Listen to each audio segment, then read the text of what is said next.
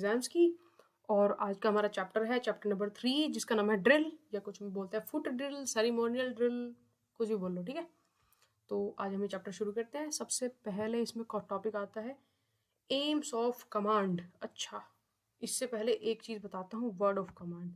Word of command देखो, सबसे पहले आप जब ड्रिल करते हो ना तो कमांड दी जाती है, ठीक है। तो कमांड जो दी जाती है कोई भी आपको, उसके दो पार्ट होते हैं। कौन कौन से पार्ट होते हैं बताओ जल्दी से। Questionnaire and executive. जैसे मैंने बोला दाहिने चलेगा, दाहिने मुड़, तो जो मैंने बोला दाहिने चलेगा वो क्वेश्चनरी थी, दाहिने मुड़ एग्जीक्यूटिव होती है। तो दो पार्ट होते हैं कमांड के, क्लियर हो गया। अब एक अच्छी कमांड कैसी होनी चाहिए, देखो एक बढ़िया कमांड होनी चाहिए बिल्कुल लाउड। ये पूछते हैं वर्ड ऑफ कमांड के इंपॉर्टेंस, मतलब उसकी कैरेक्टरिस्टिक्स, ठीक है। ध्यान से देखो, लाउड होनी चाहिए, डिस्टिंक्ट होनी चाहिए। डिस्टिंक्ट मतलब कि उसके हर वर्ड में गैप जो है वो समझ में आना चाहिए। इनफ्लेक्शन होना चाहिए। इनफ्लेक्शन बोलते हैं कमांड में देते हुए उतार चढ़ाव, है ना। एक एक ही, जैसे दाहिने चलेगा दाहिने मुड़, ऐसे नहीं बोली जाती कमांड। एक उसमें फ्लो होता है, उतार होता है, चढ़ाव होता है ना। स्नैप बोलते हैं कट, जैसे आपसे बोलते हैं ना सावधान, तो धान जो बोला वो कट लेते हैं उसको, ताकि एकदम से क्रिस्प एक्शन उससे किया जा सके, तो उसको बोलते हैं स्नैप होना चाहिए कमांड के अंदर पे। Tone and pitch of the voice का बहुत ध्यान रखना होता है, ताकि आपकी कमांड एकदम क्लियर और क्रिस्प हो, एकदम उस पर अमल किया जा सके, ठीक है।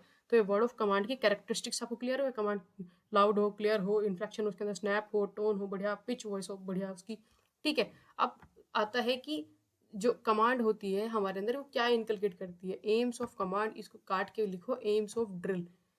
कमांड जो देंगे आप, कमांड से क्या करते हैं, कमांड से हम क्या करते हैं, ड्रिल। जैसे आपको कोई कमांड दी तो उसमें जो आप कार्रवाई कर रहे होते हैं उसको बोलते हैं ड्रिल, ठीक है। तो ड्रिल के जो एम है, एम्स होते हैं वो होते हैं, सबसे पहला to inculcate sense of discipline, ठीक है।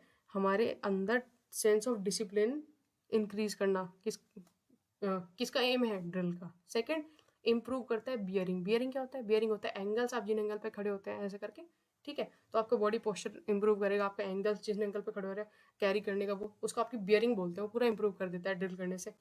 अगला होता है स्मार्टनेस इन अपीयरेंस। अपीयरेंस, अब आपका टर्न आउट इतना बढ़िया हो जाएगा तो स्मार्ट हो जाओगे, अपीयरेंस बढ़िया हो जाती है इंसान की, ठीक है। अगर जैसे ड्रिल में से कहा दोनों पैर पे इक्वली खड़े होना तो एकदम स्मार्ट लगता है बंदा एकदम, ठीक है। टर्न आउट इंप्रूव करता है, जैसे टर्निंग से आते तो हो जाता है, ठीक है। अगला क्रिएट करता है सेल्फ कॉन्फिडेंस, कैडेट के अंदर पे सेल्फ कॉन्फिडेंस बढ़ता है ड्रिल करने से, ठीक है। उसकी क्वालिटी इंप्रूव करता है इमीडिएट ओबीडियंस टू ऑर्डर्स, मतलब जैसे हुक्म दिया जाए वैसे अमल करे, उसको ओबीडियंस ऑफ ऑर्डर्स बोलते हैं, वो उसके अंदर इंप्रूव कर देता है।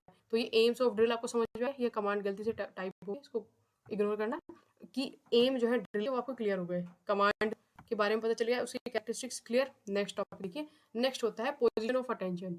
ये मैंने बहुत पेपर में देखा है, बी सर्ट के भी और सी सर्ट के एग्जाम्स में ऐसे पूछ लेते हैं कि अटेंशन पोजीशन बता दीजिए, या तो ऐसे डायरेक्ट पूछ लेंगे 5 नंबर क्वेश्चन, या उसको फिल इन द ब्लैंक पूछ लेते हैं, जैसे कि अटेंशन पोजीशन में जब आप खड़े हो तो आपके पैर के बीच में कितने डिग्री का एंगल बन रहा है, डैश करके ऐसे पूछ लेते हैं, ठीक है। तो इसको ध्यान से देख लो एक बारी, ताकि आप लिख भी पाओ और आपको मेन मेन जो की पॉइंट्स है वो भी याद हो जाए, ठीक है ना।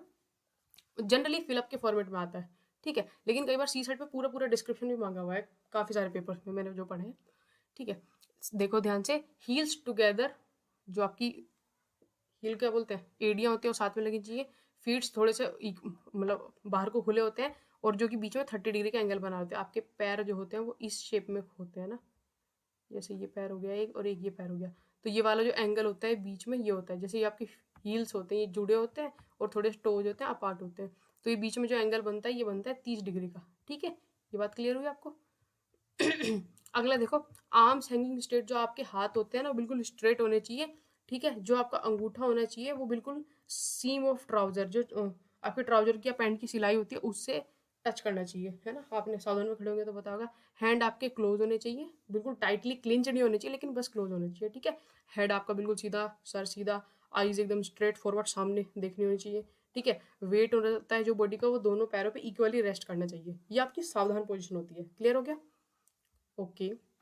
नेक्स्ट आपका है विश्राम। विश्राम होता है स्टैंडर्ड ईज। अच्छा, एक बात और मेरी ध्यान से सुनो, इसके अंदर पे पता है क्या क्वेश्चन आता है पेपर के अंदर पे, कई बार पेपर के अंदर पे क्वेश्चन आ जाता है कि इंपॉर्टेंस ऑफ ड्रिल बता दीजिए। 10 मार्क का क्वेश्चन आया था हमारे पेपर में, आया था कि इंपॉर्टेंस ऑफ ड्रिल बताओ, और कुछ मतलब ड्रिल के एग्जाम्पल, मतलब कुछ कमांड के एग्जाम्पल्स दे दीजिए।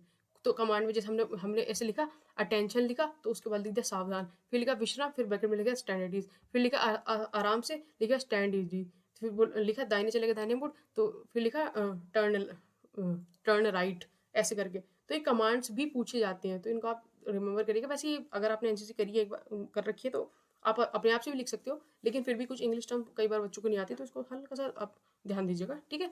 तो विश्राम इंग्लिश में क्या बोलेंगे, स्टैंड एट ईज। इसमें पैर के बीच में 12 इंच का गैप होता है, ठीक है। और while doing movement raise the foot 6 inches from the ground. अब ये क्या मतलब हुआ, जैसे आप विश्राम पोषण में जाते हो तो आप क्या करते हो, जैसे मैंने बोला कैडेट विश्राम, तो आप एक कदम उठा करके और फिर साइड में रखते हो। तो आपने जैसे आपका ये वाला पैर था और आपने ये वाला जो है कदम उठा करके साइड में रखा, तो ये जब साइड में रखोगे तो ये कितनी दूरी पे रखा जाएगा, 12 इंच की दूरी पे रखा जाएगा।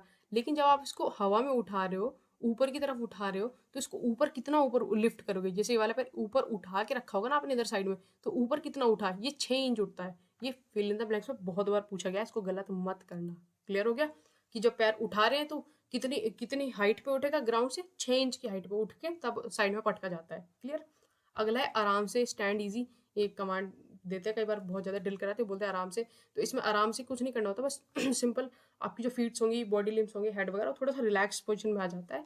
इसमें टॉकिंग, बात करना, टर्निंग करना, हेड के इधर उधर मूवमेंट करना, ठीक है, स्लचिंग करना, मतलब एक टांग पे खड़े हो जाना, या हैंड कर्चीफ का यूज़ करना अलाउड नहीं होता, इट्स नॉट परमिटेड। ये बात ध्यान रखेंगे, ठीक है। ओके, विश्राम आराम से क्लियर हो गया। नेक्स्ट देखते हैं टर्निंग्स। टर्निंग्स आपकी होती है दाहिने मुड़, बाएं मुड़ और पीछे मुड़, 3 टाइप की टर्निंग होती है। तो जब आप दाहिने बाएं मुड़ते हो तो कितने डिग्री का मुड़ते हो, जैसे दाहिने मुड़ा तो 90 डिग्री मुड़ा, है ना। ऐसे ही अगर मैं बाएं मुड़ रहा हूँ तब भी मैं 90 डिग्री मुड़ रहा हूँ। लेकिन अगर मैं पीछे मुड़ रहा हूँ तो पीछे पे, जैसे ये इंसान था ना, ऐसे पीछे मुड़ता है तो 180 डिग्री मुड़ जाता है, पूरा घूम जाता है ना। और ये हमेशा राइट साइड से मुड़ना होता है, जैसे आप सीधी बाजू की तरफ, जैसे मैंने बोला कैडेट आगे बढ़ेगा, आप पीछे मुड़, तो आप सीधे हाथ की तरफ से घूमेंगे, ठीक है। तो इसमें 180 डिग्री एंगल बनता है, 90 डिग्री का एंगल बनता है। ये तो बहुत सिंपल सा है। फिल इन द ब्लैंक्स में आ जाते हैं क्वेश्चन, ये बच्चों वाले सवाल, ठीक है। अगला होता है इंक्लिनेशन। इंक्लिनिंग मतलब होता है आधा दाहिने और आधा बाएं मुड़। कई बार बोलते हैं ना आधा दाहिने आधा बाएं मुड़, ऐसे करके आधा दाहिने मुड़, या बोलेंगे खाली आधा बाएं मुड़। तो उसमें क्या करता है, एंगल 45 डिग्री बनता है। जैसे सपोज करो ये तो आप पूरा मुड़ गए, दाहिने पूरा मुड़ गए, लेकिन आधा दाहिने बोलेंगे तो आप खाली इतना मुड़ेंगे, तो इसके बीच में कितना एंगल बनेगा, ये 45 डिग्री का। क्लियर हो गया। अगला होता है व्हीलिंग। व्हीलिंग होता है घूमना, जैसे मैंने बोला दाहिने घूम, तो इसमें आप उछल के घूम जाते हो, है ना। जैसे बोला बाएं घूम, तो आप दूसरी साइड में क्या बोलते हैं, लेफ्ट साइड में उछल के घूम जाओगे, तो उसको व्हीलिंग बोलते हैं, ठीक है। ये कुछ कमांड्स क्लियर हुई, आगे बढ़े। नेक्स्ट आपका sizing and forming. Sizing and forming होता है कदवार। कदवार आपको काफ़ी सारे कॉलेज में करवाते हैं, स्कूल्स में, एंड काफ़ी सारे स्कूल कॉलेज में नहीं भी करवाते। तो कदवार देखो बेसिकली क्या होता है, एक स्क्वाड को बनाने का तरीका, है ना। एक तमीज से जैसे एक स्क्वाड बनाया जाता है, उसको बनाने का एक तरीका होता है, उसको कदवार बोला जाता है। तो इसके अंदर पे कुछ कमांड्स हैं, ये लिखी हुई है मैंने। अगर आपने एक बार किया होगा तो आपको आता होगा, नहीं किया होगा तो बिल्कुल सर के ऊपर से जाएगा, ठीक है। फिर मैं कोशिश करूंगा, ध्यान से देखो, समझ में आ जाएगा, ठीक है। इसमें सिंपल मैंने डायग्राम बना रखा है, उसके हेल्प से मैं आपको समझाने का ट्राई करूंगा। तो इसमें ध्यान से देखो, सबसे पहली कमांड है लंबा दाहिने छोटा बाएं एक लाइन में कदवार। हम इनको बोलेंगे कि एक लाइन बना लो, सिंपल एक, इसको एक लाइन को रैंक बोलते हैं। तो हम सीधा उनको एक एक रैंक बनाने के लिए बोलेंगे कि एक लाइन में सारे सारे बंदे जो हैं वो खड़े हो जाइए, ठीक है। ओके, तो मैंने बना रखा। सपोज करो ये कुछ कैडेट्स हैं, ये हमारे कैडेट, हमने इनको बोल दिया एक लाइन में कदवार कि लंबा दाहिने, तो ये हमारा राइट साइड हो गया, लंबा दाहिने छोटा बाएं, तो ये हमारा बाएं मतलब लेफ्ट साइड हो गया। तो ये एक लाइन में खड़े हो गए कि जैसे सबसे लंबा बच्चा, फिर उससे छोटा, फिर उससे कम हाइट का, ऐसे करके ये सारे एक साथ खड़े हो गए, ठीक है। इतना क्लियर हुआ, ये पहले वाली कमांड क्लियर, ठीक है। लंबा दाहिने छोटा बाएं एक लाइन में कदवार, एक उन्होंने फाइल बना लिया, आगे पे एक रैंक बना ली, ठीक। अगला देखो, स्क्वाड दाहिने से गिनती शुरू कर। स्क्वाड को हमने क्या कमांड दी, ये हमारा स्क्वाड था, ये फिगर नंबर 1, हमने दाहिने से गिनती शुरू कर, तो इसने बोला 1 2 3 4 5 6 7, हमारे 7 कैडेट मौजूद है, और उन्होंने दाहिने से गिनती कर दी 1 2 3 4 5 6 7, ठीक है, गिनती कर दी। सेकंड वाली कमांड पूरी हो गई। तीसरा है विषम कैडेट आगे सम कैडेट पीछे, एक लाइन में सम कैडेट पीछे चल। तो इसमें विषम मतलब होता है ऑड, और सम मतलब होता है इवन। तो विषम कैडेट आगे और सम कैडेट पीछे। तो विषम कैडेट कौन कौन से हो गए, ऑड वाले 1 हो गया, 3 हो गया, 5 हो गया, एंड 7 हो गया। ये एक कदम आगे आ गए, तो देखो यहाँ पे ये ब्लैक वाला, ब्लू वाला, ग्रीन वाला, एक कदम आगे आ गए। और जो बाकी सम मतलब इवन कैडेट से 2 हो, 4 हो गया, 6 हो गया, तो ये 6 वाला देखो, ऑरेंज वाला पीछे एक कदम, येलो वाला भी एक कदम पीछे, ग्रे वाला 2 नंबर एक कदम पीछे, तो ये एक एक कदम आगे पीछे हट गए। क्लियर हो गया? अगला देखो इसके अंदर पे तीसरी कमांड पूरी। फिर बोला हमने दाहिने कैडेट खड़ा रह, तो दाहिने वाला कैडेट था, दाहिने मतलब राइट साइड वाला, तो मैंने इसके नीचे देखो हल्का सा हाईलाइट कर दिया है। मैंने बोला दाहिने कैडेट खड़ा रहे, मतलब ये वाला अपनी जगह से नहीं हिलेगा, ये हिलेगा नहीं। ठीक है, क्लियर हुआ? आगे देखो नेक्स्ट कमांड पढ़ते हैं। विषम कैडेट दाहिने, सम कैडेट बाएं, लाइन दाहिने बाएं मुड़। हमने क्या बोला, ये वाले जो फाइल थी विषम कैडेट की, उसको बोला दाहिने, दाहिने मतलब राइट साइड में, तो ये सारे राइट साइड मुड़ गए, एरो का मतलब इधर टर्न हो गए। ठीक है, इन सबको बोला सम कैडेट बाएं, तो ये सारे इस साइड में मुड़ गए। क्लियर हुआ मेरा बात? टर्निंग्स ले ली इन्होंने, इमेजिन करने का ट्राई करो थोड़ा सा। ठीक है, दाहिने बाएं मुड़ गए, आप अपने लाइन में खड़े हैं। फिर हमने लास्ट में बोला 3 लाइन बनाओ तेज चल, मतलब कि स्कॉट बनाओ तेज चल, ऐसे बोलते हैं। तो इन्होंने चलना शुरू करा, जैसे ये चलेगा, ग्रीन वाला चल चल चलते चलते जाएगा, इसके पीछे जाके खड़े हो जाएगा।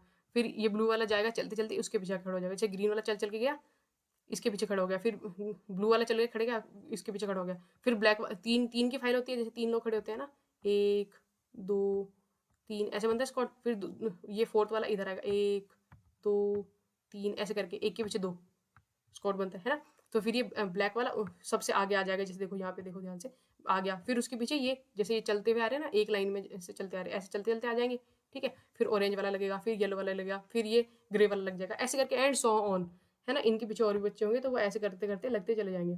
इससे देखो क्या होगा, ये हमारा स्क्वाड जो बना है, स्क्वाड फॉर्मेशन हो गई। इसमें जो होगा, जैसे लंबे लंबे बच्चे हैं वो कोने कोने में लगते हैं, जो छोटी छोटी हाइट के होते हैं वो बीच में जाते हैं, तो एकदम यूनिफॉर्म सा स्क्वाड जो है वो बन जाता है। इसको बोलते हैं कदवार। कदवार की कार्रवाई आपको समझ में आ गई? जनरली ये पेपर में नहीं पूछते, लेकिन सी सेट एग्जाम में कभी आ गया तो आप लिख लेना इसको, और ये पता होना चाहिए, क्योंकि ये बहुत बेसिक है स्क्वाड बनने का तरीका। मेरे ख्याल से पूरा क्लियर हो चुका है। चलो हम आगे बढ़ते हैं। नेक्स्ट है आपका ओपन ऑर्डर मार्च। ओपन ऑर्डर मार्च क्या होता है? खुली लाइन चल। आपने खुली लाइन चलाया कभी, है ना? जैसे मैंने बोला स्क्वाड खुली लाइन चल, तो क्या होता है, एक ठहरो, 1 2 करा है। तो इसमें जो होती है आपकी फ्रंट वाली रैंक होती है। अच्छा, जैसे ये स्क्वाड बन रखा है ना, तो सपोज करो ऐसे खड़े हो, 1 2 3, और यहाँ पे आपका कमांडर। ठीक है, तो ये वाली जो लाइन होगी इसको बोलते हैं फ्रंट रैंक। जो ऐसी ये लाइन होती है इसको रैंक बोलते हैं, और जो ऐसे ऐसे 3 3 बच्चे खड़े होते हैं उनको उनको फाइल बोलते हैं। तो ये फ्रंट रैंक होगी, और जो ये पीछे वाली होती है उसको बोलते हैं रेयर रैंक। पीछे वाले को रियर, आगे वाले को फ्रंट। ठीक है, तो फ्रंट लाइन जो होगी वो 1.5 स्टेप आगे की तरफ लेगी, एक ठहरो, 1 2, कितना, 2.5 कदम लेते हैं, 1.5 स्टेप ये एक कदम आगे लेगी, और पीछे वाली लाइन 1.5 स्टेप पीछे लेगी। ठीक है, खुली लाइन चल में ये होता है लेफ्ट फुट। ठीक है, और बीच वाली लाइन चुपचाप से खड़ी रहेगी, बीच वाली लाइन कोई मूवमेंट नहीं करेगी। क्लियर हुआ? तो ये खुली लाइन चल में होता है। जैसे लिखा है rear rank confirm the similar movement to the rear side, और बीच वाली फाइल कुछ नहीं करती। ये होता है ओपन ऑर्डर मार्च। एक होता है क्लोज ऑर्डर मार्च। क्लोज ऑर्डर मार्च होता है निकट लाइन चल, जैसे गए इसका उल्टा होएगा। थोड़ा कंफ्यूज हो गया क्या? ध्यान से देखो, आपने करा होगा तो आपको किसी को कंफ्यूजन नहीं होगा, जिसने नहीं करा उसको दिक्कत हो रही होगी। ओपन ऑर्डर मार्च, खुली लाइन चल में कमांडर ने कमांड दिया खुली लाइन चल, तो ये स्क्वाड था, ये आगे वाली लाइन 2.5 कदम आगे आ गई, और वाली 2.5 कदम पीछे चली गई। तो सपोज करो यहाँ पे देखो ध्यान से, ऐसे ये हमारा स्क्वाड था नॉर्मल, ये हमारा नॉर्मल स्क्वाड था, और कमांडर हमारा आगे ही है, ये बात ध्यान रखना। ठीक है, तो नॉर्मल स्क्वाड था, हमने बोला खुली लाइन चल, तो ये हल्का सा 1.5 कदम पीछे पीछे चले गए। ठीक है, ये खुली लाइन चलने के बाद फिर कमांडर ने बोला खुली लाइन चल क्यों कराया जाता है, इंस्पेक्शन करवाने के लिए। ठीक है, फिर कमांडर ने कमांड दी निकट लाइन चल, तो निकट लाइन में क्या होगा, जो पीछे वाली रेयर फाइल होगी वो 2.5 कदम आगे आ जाएगी, और जो रेयर वाली होगी 2.5 कदम पीछे चली जाएगी। इसमें क्या हुआ था, आगे वाली आगे आई थी और पीछे वाली पीछे गई थी, इसका उल्टा हो जाएगा। मेरी बात क्लियर हो रही है? तो वापस से ये अपनी अपनी जगह पे आ जाएंगे। ये हुआ निकट लाइन चल क्लोज ऑर्डर मार्च। ये वाला था ओपन, और ये वाला है क्लोज, क्लोज ऑर्डर मार्च।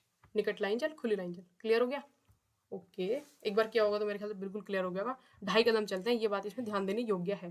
ठीक है, नेक्स्ट होता है ड्रेसिंग। ड्रेसिंग क्या होता है, सज दाहिने सज। ये स्क्वाड को बनाने के लिए, बिल्कुल लाइन में अलाइन करने के लिए सज दाहिने सज करवाया जाता है। इसकी कार्रवाई आपने करी होगी तो आपको पता होगा, है ना।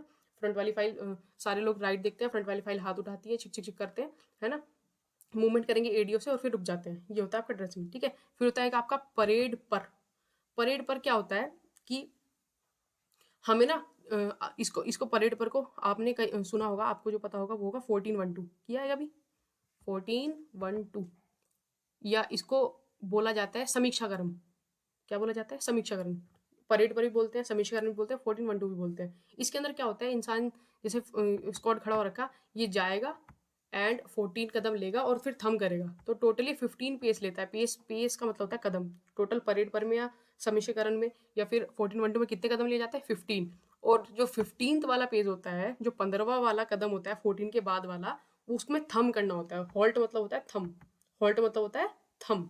ये भी कमांड्स आप लिख सकते हो, जैसे मैंने बोला था ना 5 कमांड लिखने, तो आप हॉल्ट लिख के लिख दोगे THAMM, थम। हॉल्ट माने थम। क्लियर? ठीक है, नेक्स्ट देखते हैं। नेक्स्ट है dismissing and fall out. Dismiss होना और फॉल आउट होना। डिसमिस मतलब होता है विसर्जन। डिसमिस होना मतलब विसर्जन, और फॉल आउट होने मतलब होता है लाइन तोड़। डिसमिस विसर्जन, फॉल आउट लाइन तोड़। डिसमिस में जो स्क्वाड होता है वो राइट टर्न होएगा, जो आपका ऑफिसर होगा, जीसी होगा, उसको सैल्यूट करेगा, एक पोज लेगा, फिर 2 स्टेप लेके थम करता है, या फिर स्टेप लेते हुए ग्राउंड से बाहर दफा हो जाता है बिल्कुल। तो डिसमिस मतलब परेड पूरी खत्म हो चुकी है ना, कार्रवाई समझ आई। उसके बाद लाइन तोड़ में क्या होता है? लाइन तोड़ में लाइन तोड़ कुछ नहीं होता, बीच में जैसे बहुत देर तक परेड चल रही है, उसके बीच में एक छोटा सा ब्रेक होता है, इसमें सैल्यूट नहीं दिया जाता। ठीक है, कैडेट फॉल आउट करते हैं, और फिर थोड़ी देर बाद होता है ना, जैसे बोला फॉल इन बोल दिया, तो वापस आके दोबारा से वैसे स्क्वाड में खड़े हो जाते हैं। ठीक है, तो ये होता है लाइन तोड़। अच्छा, इस पे क्वेश्चन आता है पेपर में कि इन दोनों का डिफरेंस बताओ, कि डिसमिस और फॉल आउट के बीच का डिफरेंस बता दीजिए। ये बहुत इंपॉर्टेंट क्वेश्चन है, कई बार पूछा गया, बार बार पूछा जाता है। ठीक है, तो देखो difference between dismissing and falling out. तो फॉल आउट जो होता है, फॉल आउट एक ये ना टेम्पररी ब्रेक है। फॉल आउट क्या है? कि टेम्पररी है। ठीक है, इसमें वर्ड ऑफ कमांड जो है, जो कैडेट होते हैं, उनको केवल एक स्टिपुलेटेड पीरियड, मतलब कि छोटे से पीरियड, जैसे 5 मिनट के लिए लाइन तोड़, 10 मिनट के लिए लाइन तोड़, है ना, ऐसे कराते हैं।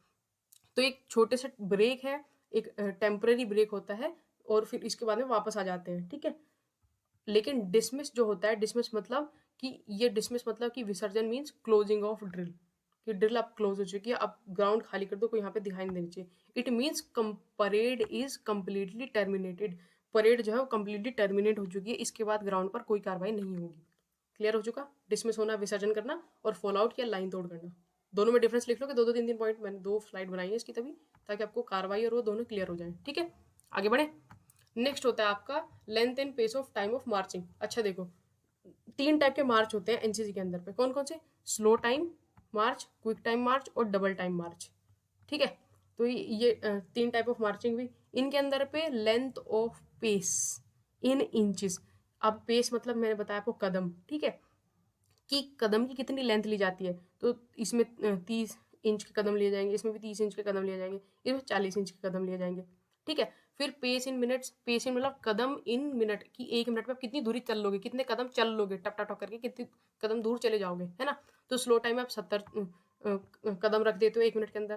क्विक टाइम में 120, और डबल टाइम में 180। ये याद करना बहुत आसान है, इसमें खाली 6 की मल्टीप्लाई कर रखी है। जैसे इसको 70 ना मान के आप 60 दिमाग में इमेजिन करो, 6 2 जा 12, 6 3 जा 18, तो ऐसे 70 120 180। ठीक है, डिस्टेंस स्लो मार्च में हम अपने मंजिल कवर कर लेते हैं जितना रिक्वायर्ड होता है। डबल टाइम में आपका 100 यार्ड कंप्लीट होता है, एंड मतलब क्विक टाइम में 100 यार्ड, और डबल टाइम में 200 यार्ड। तो ये 3 टाइप के मार्चिंग आपकी क्लियर हुई। ये पूछते हैं पेपर के अंदर पे, तो इसको ध्यान रखिएगा, मतलब फिल इन द ब्लैंक्स के उसमें पूछ लीजिए। जैसे in double time march pace, क्या बोलते हैं, pace in minute will be covered dash, तो आप लिखोगे 180। ठीक है, ऐसे करके। या पूछ लिया in slow time march length of paces, तो आप लिखोगे 30, ऐसे करके। लेंथ ऑफ पेस समझ में आ गया कि कितने इंच पे रखा जा रहा है, और पेस इन मिनट मतलब कितने कदम रखे जा रहे हैं, कदम काउंट कर लिए पूरे। ठीक है, अगला टॉपिक देखते हैं। नेक्स्ट है आपका साइड पेस। साइड पेस हुआ जैसे आपका कोई स्क्वाड खड़ा हो रखा होता है, तो कई बार आपको इंस्ट्रक्टर बोल देता है कि दाहिने बाजू चल, या बोल देता है बाएं बाजू चल, तो साइड साइड से चल के जाना होता है ना, टाप टाप के टाप टाप के। ठीक है, तो जैसे बोलते हैं दाहिने बाजू चल या बाएं बाजू चल, तो इसमें ये चीज़ ध्यान रखते हैं। जैसे सपोज करो साइड पेस आपको कोई कमांडर दिलवा रहा है, वो आपको दाहिने या बाएं बाजू चलवा रहा है, तो वो मैक्सिमम जो है वो 12 पेस चलवा सकता है। कितने? 12 पेस चलवा सकता है। मतलब अगर आपको मैंने बोल दिया, सपोज करो मैंने बोला 3 कदम दाहिने बाजू चल, तो आप 3 कदम चल के रुक जाओगे। लेकिन अगर मैंने खाली बोल दिया कि दाहिने बाजू चल, तो आपको अपने दिमाग से 12 कदम चलने हैं और फिर रुक जाना है। अच्छा, इससे ज़्यादा क्यों नहीं चलते? इससे ज़्यादा इसलिए नहीं चलते कि देखो 12 कदम तक तो साइड में जा सकते हैं, उसके बाद अगर इससे ज़्यादा दूरी ट्रैवल करनी है, तो मैं बोलूँगा स्क्वाड दाहिने चलेगा दाहिने मोड़, और उसके बाद मार्च करवा के ले जा लूँगा। क्लियर होगी बात? और इसमें भी साइड पेस का जो वो होता है, मतलब साइड्स जो रखी जाती है कितने कितने डिस्टेंस पे रखी जाती है। जैसे यहाँ से कितने डिस्टेंस पे रखूंगा मैं, 12 इंच के डिस्टेंस पे, फिर 12 इंच के डिस्टेंस, फिर 12 इंच के डिस्टेंस, फिर 12 इंच के डिस्टेंस से कदम रखते हुए 12 कदम लूंगा। क्लियर? तो साइड पेस का रिलेटेड कहीं भी क्वेश्चन आएगा 12 लिख देना उसके अंदर पे। क्लियर? फिर होता है पेस फॉरवर्ड एंड रियर। अब जैसे यही मैंने एक और स्क्वाड बना लिया और मैं इसको पेस फॉरवर्ड में मैं इसको कमांड दूंगा कि 3 कदम सामने या 3 कदम पीछे, या पीछे चल स्क्वाड, पीछे चल, है ना, स्क्वाड आगे बढ़, ऐसे करके मैंने कुछ कदम चलने के लिए बोल दिए जस्ट टू थोड़ा सा एडजस्ट करने के लिए। तो इसमें बहुत छोटा डिस्टेंस है, लेफ्ट फुट पहले आएगा, शूट लेंगे और फिर चलेंगे। ठीक है? इसमें मैक्सिमम ना आप 3 कदम ले सकते हो कि जैसे कोई स्क्वाड है, मैंने उसको आगे या पीछे बढ़ने के लिए बोल दिया तो वो 3 कदम लेगा, है ना, 3 कदम नॉर्मली आगे ले लिया, 3 कदम पीछे ले लिया, बस इतने ले सकते हैं। ये क्लियर हुआ? नेक्स्ट टॉपिक है आपका अदर कमांड्स। कुछ और कमांड होती हैं जैसे कि तेज कदम ताल, क्विक टाइम मार्च, जैसे बोलते हैं ना खड़े खड़े कदम ताल, या तेज कदम ताल को बोलते हैं दौड़ के कदम ताल। तो ये कुछ और होते हैं, जैसे दौड़ के कदम ताल होता है क्विक मार्क टाइम, ये बोला खड़े खड़े कदम ताल तो वो मार्क टाइम होता है। जैसे मैंने अभी बताया था थम को होल्ट बोलते हैं।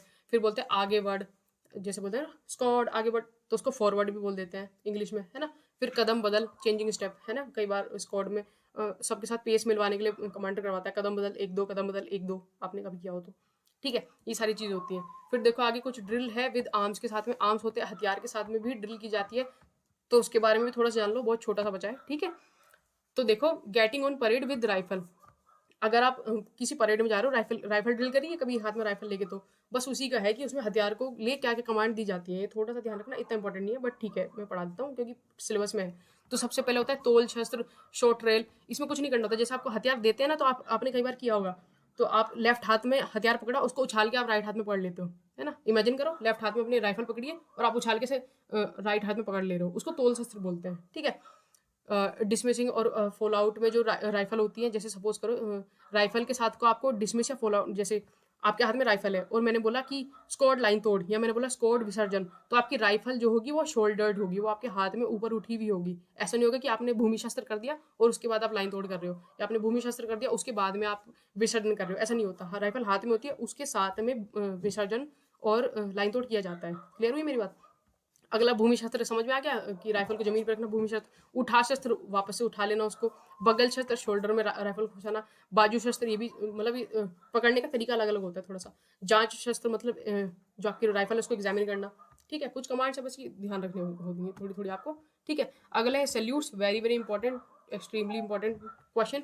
सैल्यूट कितने होते हैं? 3 टाइप के सैल्यूट होते हैं। एक होता है नेशनल सैल्यूट जिसको हम राष्ट्रीय सैल्यूट भी बोलते हैं, दूसरा होता है जनरल सैल्यूट, और तीसरा होता है सलामी शस्त्र। ठीक है? ये 3 टाइप के सैल्यूट्स होते हैं। नेशनल सैल्यूट जो होता है वो प्रेसिडेंट ऑफ इंडिया को दिया जाता है एंड गवर्नर को दिया जाता है in their own jurisdiction. Jurisdiction का मतलब क्या हुआ? जैसे सपोज करो कि कोई उत्तराखंड, हाँ, उत्तराखंड का कोई गवर्नर है ना, या उत्तराखंड का नहीं हुआ, देहरादून का कोई गवर्नर है, तो देहरादून के अंदर पे ही उसको नेशनल सैल्यूट दिया जाएगा, और देहरादून से बाहर बिहार में चला गया तो वहाँ पे नहीं दिया जाएगा क्योंकि उसका ज्यूरिसडिक्शन नहीं है, उसका एरिया नहीं है। मेरी बात क्लियर हुई?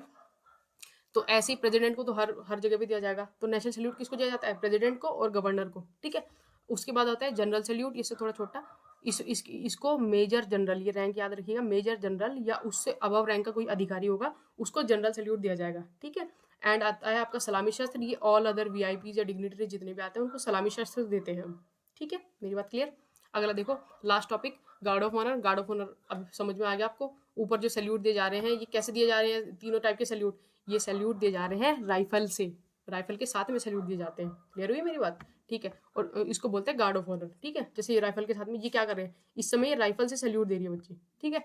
तो इसके अंदर पे रिक्रूटमेंट नॉर्मल सलामी शस्त्र के अंदर पे 6 होती है, 6 + 2 8। जैसे ये सलामी शस्त्र हुआ इसके अंदर 8 बच्चे होते हैं, खाली 8 कैडेट रिक्वायर्ड होते हैं, वो सलामी शस्त्र दे देते हैं। ठीक है? अगला देखो, जैसे सपोज करो कोई प्रेसिडेंट है, तो प्रेसिडेंट को अगर आपको सैल्यूट देना है तो उसके लिए आपको 150 रैंक चाहिए होगी। ठीक है? और 3 इक्वल डिवीजन में जो डिवाइड हो, है ना, 150 लोग हो गए और वो 3 फाइलों में से खड़े हो रखे हैं, ऐसा समझ लीजिए इसको। ठीक है? तो उसको प्रेसिडेंट को सैल्यूट देने के लिए इतने चाहिए। अगर आपको वाइस प्रेसिडेंट को सैल्यूट देना है तो आपको 100 चाहिए होते हैं, कितने 100 रैंक चाहिए होती हैं। ठीक है? तो नॉर्मल वीआईपी को देने के लिए 2+6 8 लोग, है ना। एंड अगर प्रेसिडेंट को देना है तो 150, एंड अगर वाइस प्रेसिडेंट को देना है तो 100। केवल इतना आप याद रख लीजिएगा। एंड इसी के साथ आपका ये चैप्टर जो है ये पूरा खत्म हो चुका है। होप सो आपको ये पूरा क्लियर हो गया होगा और बहुत अच्छे से समझ में आया होगा। अच्छा ठीक है, अच्छा आपने पूरी वीडियो ध्यान से देखी है तो मैं आपसे कुछ क्वेश्चंस पूछ लूँ, कुछ क्वेश्चंस के मुझे आंसर दीजिएगा आप। देखते हैं आपको कुछ समझ में आएगा। सबसे पहले आप, मैं 2 क्वेश्चन पूछूंगा आपसे, कमेंट बॉक्स में उनका आंसर लिखिएगा, मुझे समझ में आएगा कि आपको चैप्टर होगा। एम ऑफ ड्रिल लिख दीजिएगा। एम ऑफ ड्रिल क्या क्या होते हैं ये मुझे आप कमेंट बॉक्स में लिख के बताइएगा। एम ऑफ ड्रिल मैं देखना चाहता हूँ कोई भूला तो नहीं है। एम ऑफ ड्रिल, ये स्लाइड गलत हो गई थी, याद करो स्टार्टिंग में। एम्स ऑफ ड्रिल लिख के बताइएगा मुझे। देखते हैं किसको याद है, किसका दिमाग बहुत शार्प चलता है।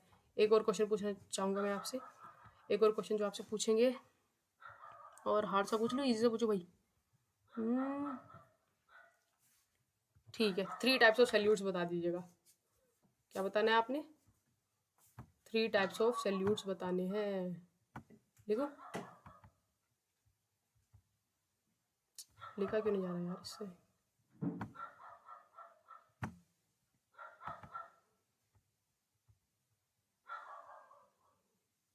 ठीक है, ये 3 टाइप ऑफ सैल्यूट्स बता दीजिएगा कौन कौन से होते हैं। ये पेपर के अंदर दोनों को सवाल बहुत मोस्ट इंपॉर्टेंट पूछे जाते हैं।